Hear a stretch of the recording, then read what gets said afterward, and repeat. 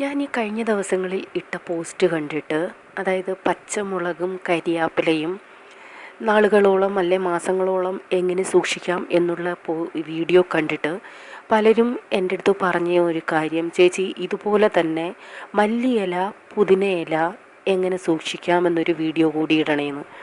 അതുകൊണ്ട് മാത്രമാണ് ഞാൻ ഈ വീഡിയോ പ്രിപ്പയർ ചെയ്തത്. അല്ലെന്നുണ്ടെങ്കിൽ ഞാൻ ഇതിനെപ്പറ്റി ഒരു വീഡിയോ ഇടണമെന്ന് ഒരിക്കലും ചിന്തിച്ചതല്ല. അതുകൊണ്ട് രണ്ടായിട്ട് ഞാൻ ഇടുന്നില്ല. ഓൾമോസ്റ്റ് മല്ലിയിലയും പുതിനയിലയും സൂക്ഷിക്കേണ്ട രീതി ഒന്ന് തന്നെയാണ്. അതുകൊണ്ട് ഞാൻ ഇത് രണ്ടും ഒരു വീഡിയോയിൽ തന്നെ ഉൾക്കൊള്ളിച്ചുകൊണ്ട് ഇടുന്നു. രീതി പറയാം. നമ്മൾ മാർക്കറ്റിൽ നിന്നും മല്ലിയില മേടിച്ചുകൊണ്ട് വരുമ്പോൾ ആദ്യം അതിൻ്റെ ഈ മൂട് ഭാഗം, മണ്ണൊക്കെ ഉണ്ട്, മൂട് ഭാഗം അങ്ങനെയാണല്ലോ നമുക്ക് കിട്ടുന്നത്, അത് കട്ട് ചെയ്ത് മാറ്റുക. അതുപോലെ തന്നെ പുതിനയിലയുടെയും കട്ട് ചെയ്യാവുന്ന ഭാഗങ്ങൾ കട്ട് ചെയ്ത് മാറ്റുക. ഓക്കെ, ഞാൻ 1 by 1 സ്റ്റെപ്പായിട്ട് പറയാം. ആദ്യം മല്ലിയിലയെ പറ്റി പറയാം.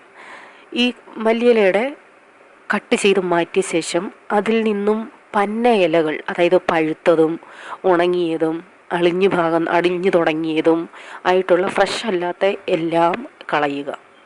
നല്ല ഇല മാത്രം സെപ്പറേറ്റ് മാറ്റി നല്ല വെള്ളത്തിൽ കഴുകിയെടുത്തിട്ട് നമ്മൾ മറ്റുള്ള വീഡിയോകളിൽ പറഞ്ഞതുപോലെ തന്നെ ഒരു കോട്ടൺ തുണിയിലോ നിങ്ങൾക്ക് എങ്ങനെയാണ് പറ്റുന്നതെന്ന് വെച്ചാൽ ഈ വെള്ളം തോരാനായിട്ട് വെക്കുക.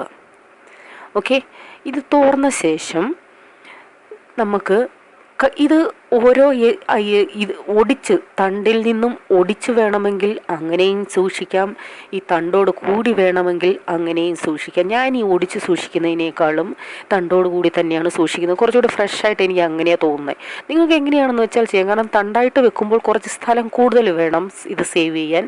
അതല്ല, ഈ തണ്ട് മാറ്റി ഇല മാത്രമാണെങ്കിൽ കുറച്ച് കൂടുതൽ നമുക്ക് ഒരു ഡബ്ബയ്ക്കകത്ത് ഇട്ട് വെക്കാൻ പറ്റും. അത് നിങ്ങൾക്ക് എങ്ങനെ വേണമെങ്കിലും ഉപയോഗിക്കാം. ഈ വെള്ളം പറ്റിയ ഇലകൾ മറ്റതിൻ്റെ കൂടെ തന്നെ സിബ്ലോ കവറിൽ വേണമെങ്കിൽ അങ്ങനെ വെക്കാം.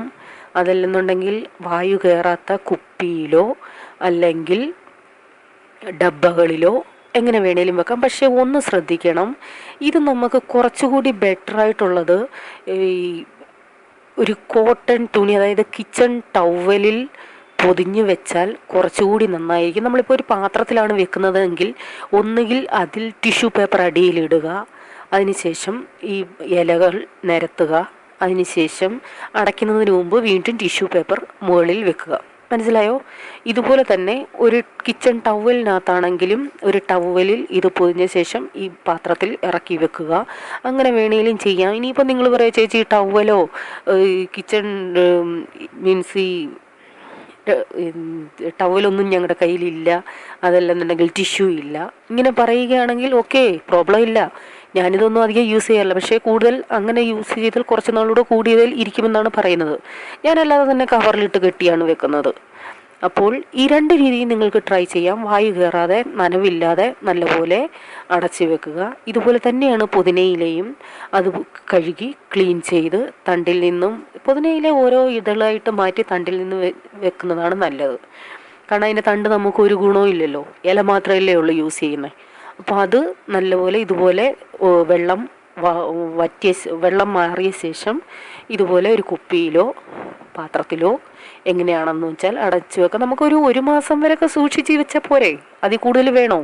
ഇപ്പോൾ അതല്ല ചേച്ചി, അതിൽ കൂടുതൽ വേണമെന്നുണ്ടെങ്കിൽ അത് ഫ്രീസറിൽ വെക്കേണ്ടി വരും. ഞാനൊരിക്കലും ഫ്രീസറിൽ വെച്ചിട്ടില്ല. ഇനിയിപ്പോൾ ഇത് കിട്ടാത്ത സ്ഥലങ്ങളിൽ ഇച്ചിരി കൂടുതൽ കിട്ടി അങ്ങനെയുള്ളവർക്ക് ഫ്രീസറിൽ വേണമെങ്കിൽ വെക്കാം. ഫ്രീസറിൽ വെക്കുമ്പോൾ ശ്രദ്ധിക്കേണ്ടത് ഇത് തണ്ടില്ലാതെ അരിഞ്ഞരിഞ്ഞ് വെക്കുന്നത് തന്നെയാണ് നല്ലത്. കാരണം ഇത് നമുക്കറിയാം, ഫ്രീസറിൽ വെക്കുമ്പോൾ ഐസ് പോലെ കട്ടയായിട്ടല്ലേ കിട്ടുന്നത്. അപ്പോൾ ഇത് അരിഞ്ഞ് ഒരു നല്ല ഡബ്ബയ്ക്കകത്തിട്ട് ഫ്രീസറിൽ വെക്കുമ്പോൾ ആവശ്യമുള്ളപ്പോൾ കുറേശ്ശെ കട്ട് ചെയ്ത് വെള്ളത്തിലിട്ട് നല്ലപോലെ കഴുകി അത് ഐസ് മാറ്റിയ ശേഷമാണ് ഉപയോഗിക്കുന്നത്. ഞാനങ്ങനെ ഉപയോഗിച്ചിട്ടില്ല, എനിക്ക് അതിനോട് താല്പര്യമില്ല ഈ ഫ്രീസറിൽ വെച്ച് ഉപയോഗിക്കുന്നതിൽ. കൂടിപ്പോയാൽ 1 മാസത്തേക്ക് വരെ ഞാൻ സ്റ്റോർ ചെയ്യാറുള്ളൂ. അത് കഴിഞ്ഞിട്ട് വീണ്ടും മേടിക്കും. അങ്ങനെയാണ്. അപ്പോൾ നിങ്ങളിത് ട്രൈ ചെയ്യുക. വളരെ ഈസിയാണ്. കവറിലോ സിപ്ലോ കവറിലോ മീൻസ് നമ്മുടെ സാധാരണ കവറിലോ കുപ്പിയിലോ ഡബ്ബകളിലോ എങ്ങനെ വേണമെങ്കിലും സ്റ്റോർ ചെയ്യാം. വെള്ളമയമില്ലാതെ സ്റ്റോർ ചെയ്താൽ മാത്രം മതി. അതെല്ലാം ചെറിയ ചെറിയ പാക്കറ്റായിട്ട് വെക്കണമെന്നുണ്ടെങ്കിൽ ടിഷ്യൂ പേപ്പറിൽ കുറേശ്ശെ പൊതിഞ്ഞ് ഒരു പ്ലാസ്റ്റിക് കവറിലാക്കി വെക്കുക. ആവശ്യമുള്ളപ്പോൾ ഓരോ പൊതിയെടുത്ത് ഉപയോഗിക്കുക. അങ്ങനെയും ചെയ്യാം. നിങ്ങൾക്ക് എന്ത് ടെക്നിക്ക് വേണമെങ്കിലും യൂസ് ചെയ്യാം. അപ്പോൾ ഇത് ട്രൈ ചെയ്യുക. ഇഷ്ടമായെങ്കിൽ സ്പെഷ്യൽ ലൈക്ക് ചെയ്യുക. നിങ്ങളുടെ കമൻസ് രേഖപ്പെടുത്തുക. പുതിയ ടിപ്സിനായി ഈ ചാനൽ സബ്സ്ക്രൈബ് ചെയ്യുക. Thank you.